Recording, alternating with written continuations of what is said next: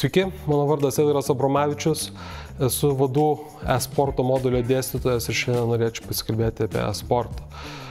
E-sporto pradžia buvo 1980 metai, Stanfordo universitetas, kai universiteto profesorių dėstytojai pakvietė savo studentus rungtyniauti pirmajame pasaulinėme turnyre. Jame dalyvavo 10 000 dalyvių. O būtent šioje įstaigoje, tai yra Stanfordo universitete, buvo pradėtas dėstymas ir apie elektroninį sportą. Šiai dienai galime girdėti labai daug mitų apie kompiuterinius žaidimus, apie jų žalą, apie tam tikrą jų besaikį vartojimą. Ką šiandien norėtume aptarti, tai yra būtent šias temas ir kaip reikėtų būtent bendrauti ir kaip prisijaukinti kompiuterinius žaidimus ir elektroninį sportą, tam, kad mūsų jaunimas galėtų siekti karjeros ir tam tikrų pasiekimų būtent šioje srityje. Tai pirmiausia,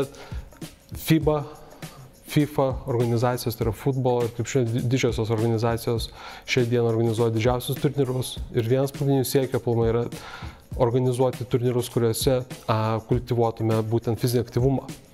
Tai vienas iš tikslų, kaip galėtume skatinti būtent ir fizinį aktyvumą, tai yra reikėtų skatinti žaisti sporto žaidimus ir vienas iš to, kaip sakant, privalumų yra tai, kad vaikas įgauja žinias apie sportą, apie to sporto šakos tam tikrus aspektus ir to taipogi galėtų siekti karjeros būtent patekti į klubus, į tam tikras rinktinės ir gauti atlygį, galbūt netgi ateityje.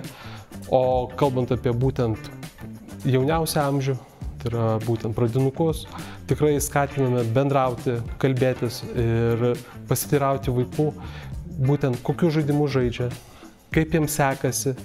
Vaikai yra tikrai linkę pasidalinti savo pasiekimais, tiek pralaimėjimais, tam, kad galėtų užmėgsti ryšį su savo tėvais, tiek kartu sužaisti tam tikrą žaidimą.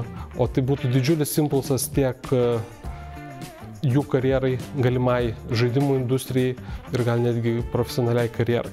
Taipogi vienas didžiausių elektroninio sporto pliusų yra tai, kad vaikams ugdosi ir kiti sugebėjimai. Tai yra socializacija, komandinis darbas, strateginis mąstymas. Tai kai pamatysite savo vaiką rungtyniaujantį komandoje ir varžantis prieš kitus varžovus, tai yra didžiulis pliusas jų ateities karjeram, kadangi ugdosi tam tikros savybės kaip strateginis mąstymas, kaip komunikacija su kitais asmenimis. Tai gali būti potencialiai viena didžiausių jų vertybių, kas yra gaunama iš sporto.